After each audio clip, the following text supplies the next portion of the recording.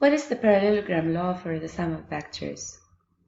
If I'm given two vectors u and v, and I wish to find their sum, by the triangle law, as we've seen in a previous video, starting from a point A, I move by the displacement u to a point B.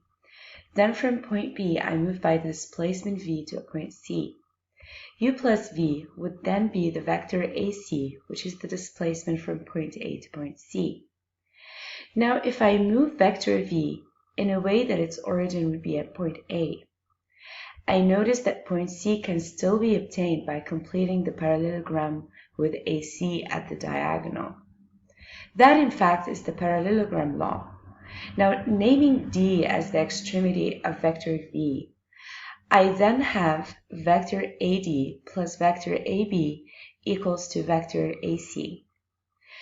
Notice that all three vectors have the same origin A, and C is in fact the fourth vertex of the parallelogram AD-CB. Then to add two vectors, we use the triangle law or the parallelogram law, which are in fact two laws that are equivalent to one another. For the triangle law, given two vectors, I translate one, keeping its direction and magnitude the same, to have its origin confound with the extremity of the other vector. Then I complete the triangle to retrieve the vector sum.